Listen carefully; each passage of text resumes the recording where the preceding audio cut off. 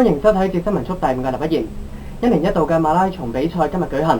馬拉松籌委會主席話，今年參與人數有52,000幾人，咁當中參加全馬嘅有7000人，咁參加10公里賽嘅就有3萬幾人，有31個選手唔舒服要送院，咁主要都係因為中暑同埋脫水，咁全部都冇大礙，亦有1100幾人抽筋。咁高威林話，今日天氣較熱同埋潮濕。賽會已經安排較多嘅救傷隊員喺賽道沿途戒備，並準備足夠嘅水。馬拉松主辦機構渣打香港銀行總裁話，賽道上邊每2.5公里同埋5公里都有水站。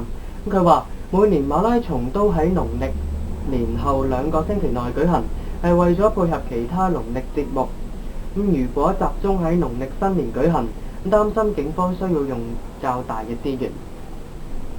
天文台台長李本瀅話，智利發生地震之後，天文台嚴密監察對本港嘅影響，預計地震產生嘅海嘯將會喺今日下午抵港，相信影響唔大。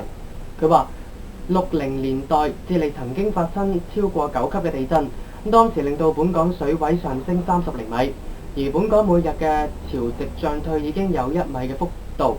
李本瀅話，海嘯嘅波浪到菲律賓同埋台灣地區會反彈，造成第2波海嘯，但威力會減弱。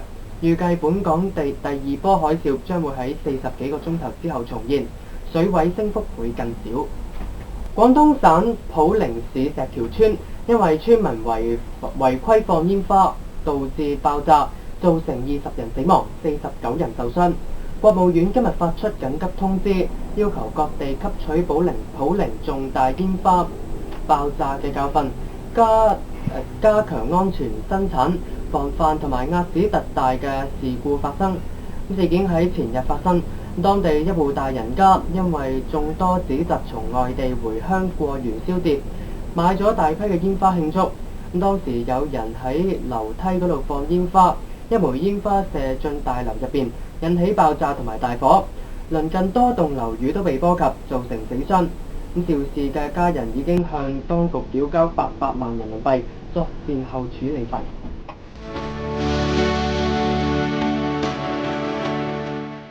之後同大家睇埋天氣方面啦。一股溫暖潮濕嘅海洋氣流為華南沿岸地區帶嚟有霧嘅天氣。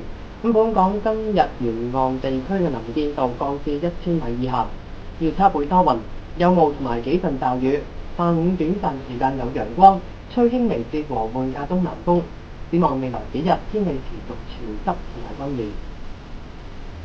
最後想同大家講一個消息，因為本台大部分嘅成員都需要會考，所以喺5月之前只會提供有限度嘅服務嘅啫。呢節新聞報道完啦，再會。